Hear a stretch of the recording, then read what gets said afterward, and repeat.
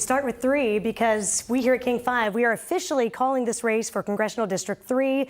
We say that Marie Gluesenkamp Perez and competitor John Braun will move on to the November election. You can see they are just separated by 2 percentage points. We have Perez, 38.9% of the vote, and the Washington State Senator at 38.7% of the vote. Once again, King 5 is officially calling this race for District 3.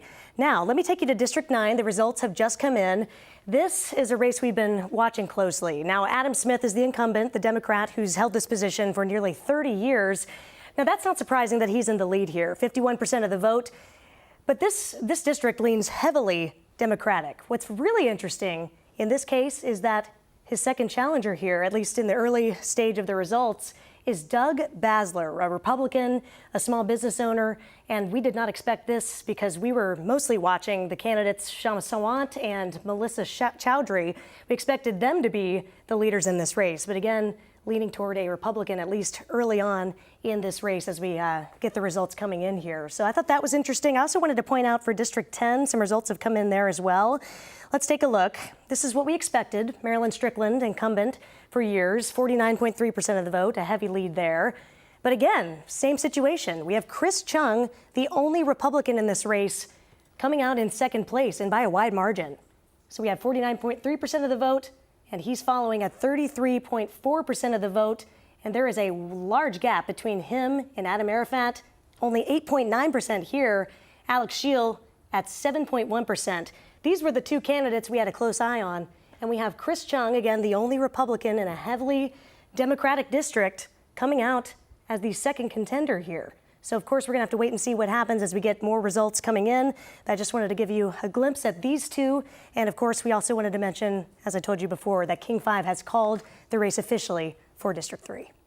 All right. Thanks so much. We might digest that in a minute. We do want to take a quick look at a couple of other races affecting King and Pierce counties tonight, now that we have those numbers in. Seattle Council Position 5 opened after Kathy Moore resigned. And right now you've got Nailu Jenks and Julie Kang as your leaders there. Nailu Jenks got the endorsement from council members Rink and Hollingsworth, so that probably boosted her numbers a little bit. Also, Seattle voters deciding whether to renew funding for the Seattle Public Library through that proposed levy, and pretty resounding numbers there. 72% at this point are approving that. That measure would invest some $480 million over 7 years to repair aging buildings, expand service, also modernize collections across the city's 27 branches. So a lot going on there. For the median assessed Seattle home would be a lot. A lot for those libraries. Also, let's look at the Tacoma Transportation Levy, also approved 58%. This does not need 60% to pass, does it? Transportation. This is where the numbers are right now. I don't believe it does. We'll check on that for you in our 9 and 10 o'clock newscast. At this point, it's standing at 58% with a rejection of 42. So close, but not too close. This is the latest in Tacoma. This is a 10-year, $200 million tax measure. It would go toward fixing streets and sidewalks. The previous levy funded hundreds of millions of dollars in improvements citywide, including new bike lanes, repaved neighbors with upgraded sidewalks. So again, that's passing at this point. So I want to bring back in our guests because I want to talk about Districts 9 and Districts 10 with Smith and Strickland, but the contender being a Republican.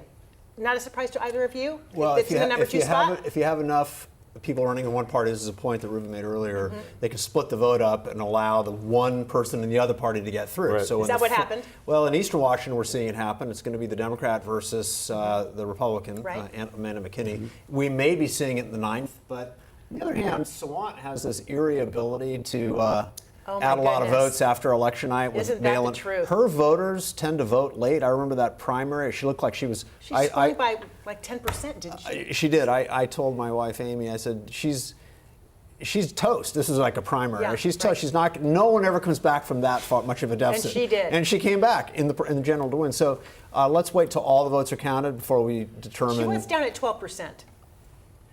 I mean, that's a pretty Never low say number. never. But still, I'm surprised. Like you, I think I'm surprised that she isn't showing better at this point in the vote counting. What do you think, Ruben? Well, you also have just the reality that Congressman Adam Smith has been in office for many years. He's widely regarded, I think most people would say.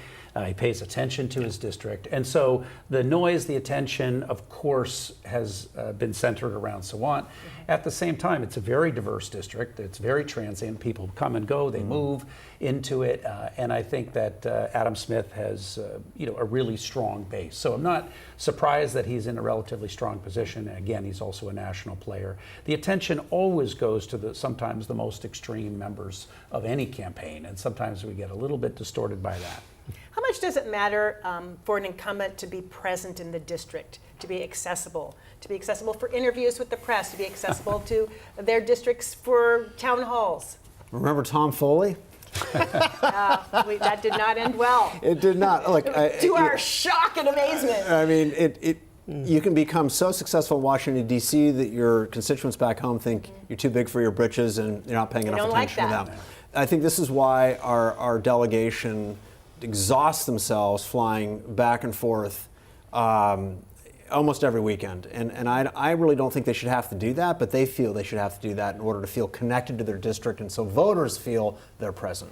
That's right. And also it does portend how important state level is as well, because you just can't afford that to be in the state Senate or the state House. You're connected to your community, you're part of the community, a part-time citizen legislature. The folks in Washington, D.C., their office is 3,000 miles away. They do travel every single week. So people sometimes do get disconnected from their districts. You can't afford to do that at the state level or you won't be in office very long. And I would make a personal plea to be more accessible to the press, both parties, because we are always reaching out and We're obviously not going to disagree with that, Joyce.